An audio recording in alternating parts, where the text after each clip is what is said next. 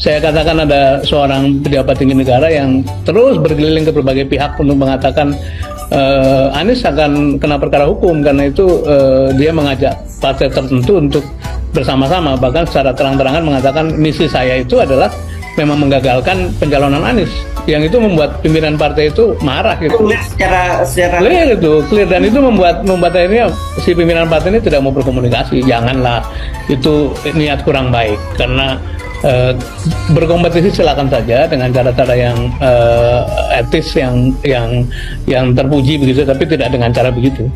Saya katakan ini satu suasana yang sangat memprihatinkan dari segi demokrasi kita ya, karena kalau kita ingat 25 tahun lalu itu kan yang mau kita gugurkan adalah otoritarianisme, sentralisme yang berlebihan, yang menimbulkan negara dalam keadaan kacau balau seperti dulu. Sekarang praktek itu kelihatannya muncul dalam format yang berbeda, bahkan menurut saya lebih primitif, lebih vulgar, seperti bukan orang berpendidikan cara pekerjaannya gitu. Kubu lawan Anies Baswedan masih terus melakukan berbagai cara penjegalan. Meskipun misalnya Jokowi sebagai salah satu seorang yang paling benci Anies sempat disorot tajam oleh para pakar hukum tata negara karena intervensinya dalam menentukan calon presiden. Mereka tidak berhenti.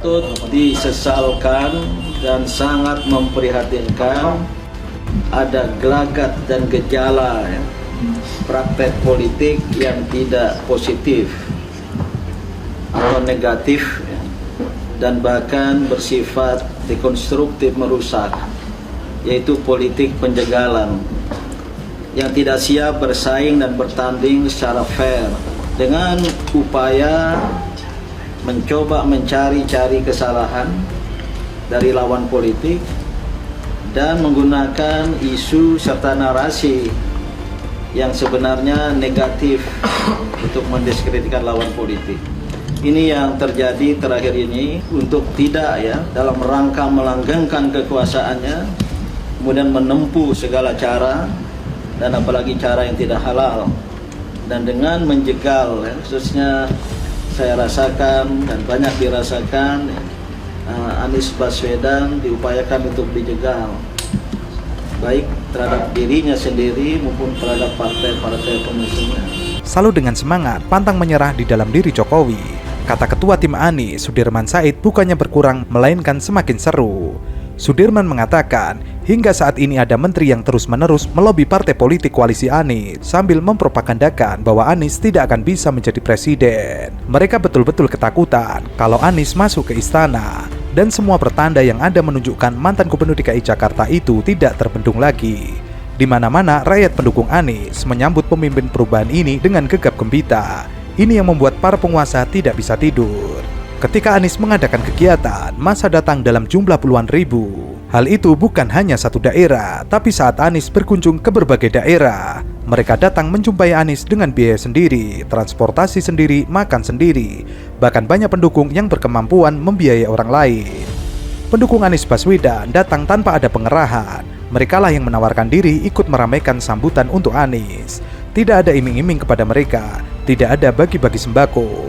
Para penguasa yang dilanda kepanikan ini menggunakan segala cara menggoda parpol agar meninggalkan Anies dengan imbalan yang sangat menggiurkan. Ada pula ancaman campur intimidasi, tetapi mereka tidak goyah. Ini fakta di ternama. Jadi kalau bicara otak kita bisa. Ya sudah, saya kasih faktanya. Oke, silakan Bang Yes. Hasil penelitian BPK bahwa tanah Cengkareng merugikan negara.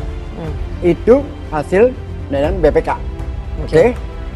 Hasil penelitian BPK terhadap Formula E layak dilaksanakan. Yang ini dikatakan tidak ada mens rea oleh KPK. Yang ini terus-menerus itu adalah jadi fakta poin tidak terbantahkan. Oke. Lalu mengatakan bahwa tidak ada upaya penjagalan terhadap Anies. Nonsen. Kalau tidak ada upaya penjagalan, tidak terjadi permasalahan di dalam internal KPK sendiri yang menolak kasus itu dijadikan ke penyidikan sampai akhirnya dikembalikan. Jadi itu dasarnya Mas Anies kemudian berpidato bahwa jangan saya tidak mengatakan itu ya, jangan diambil kesimpulan seperti itu, tapi adalah fakta yang kita lihat. Namun, rakyat pendukung Anies perlu terus mengikuti perkembangan pencegalan itu. Perlu waspada, para relawan harus selalu mendapatkan update tentang langkah-langkah pencegalan. Mengapa para pendukung, relawan, dan simpatisan perlu tahu perkembangan tentang penjegalan, supaya semuanya selalu siap siaga kalau para koruptor jahat itu menggunakan cara-cara yang kotor. Sebab kalau mereka main kotor, tentu perlu dibersihkan. Terus saya melihat teman-teman kita ini yang berjuang ini pasti tidak akan membiarkan ini menjadi 4 ataupun kalau bisa jangan 3. Jangan 3. Jangan 3 calon. Karena terlalu banyak harus memperkirakan jadi tidak jadinya itu. Jadi saya kira Tidak akan membiarkan. Maksud Bapak siapa yang tidak akan membiarkan itu terjadi? Yang grup yang mau menang sekarang ini Berlanjutan. Koalisi keberlanjutan. Ya. Jadi lebih baik 2 nama, bukan 3 nama. Ya betul. Karena 3 nama itu selalu membuka kesempatan 2-1. Dan siapa yang menjadi nomor 2 itu kan berbeda. Anies bahkan merasa mengaku gerak dengan upaya untuk menjegalnya maju di Pilpres 2024. Anies sempat menyindir hasil survei elektabilitas calon presiden 2024 yang selalu menempatkan dirinya di urutan ketiga. Menurut Anies, bila ada yang ingin menjegalnya, artinya hasil survei yang diketahui publik bisa berbeda dengan aslinya. Ada yang tanya Pak Anies, banyak yang jegal-jegal. Mungkin yang jegal itu sedang mengatakan survei aslinya. Kalau di survei nomor 3, kenapa harus dijegal? Mungkin yang jegal-jegal itu dia tahu hasil asli surveinya. Anies tidak ingin menjadikan survei elektabilitas capres menjadi referensi. Karena belajar dari Pilkada DKI Jakarta 2017, ketika berpasangan dengan Sandiaga Uno, selalu menepati urutan bawah. Ia mengatakan saat Pilkada Jakarta tidak ada satupun survei yang memenangkan dirinya. Sampai saat itu ia bilang ini sebenarnya hasil aspirasi masyarakat atau aspirasi penyelenggara survei. Survei-survei itu cukup menjadi referensi, jangan sampai menjadi demotivasi, jangan justru membuat khawatir. Ketua Umum Nasdem, Surya Paloh, mendengar bisikan dari koleganya bahwa ada intervensi politik bagi partai yang mengusung Anies Baswedan. Tandanya adalah penetapan Sekjen Nasdem dan Menkominfo Johnny G. Plate dalam dugaan kasus korupsi. Semoga saja godaan-godaan yang menyatakan kepada dirinya tidak terlepas dari intervensi politik. Paloh menegaskan bisikan tersebut langsung dibantah oleh Paloh. Namun jika benar, ia yakin hukum alam akan membalasnya.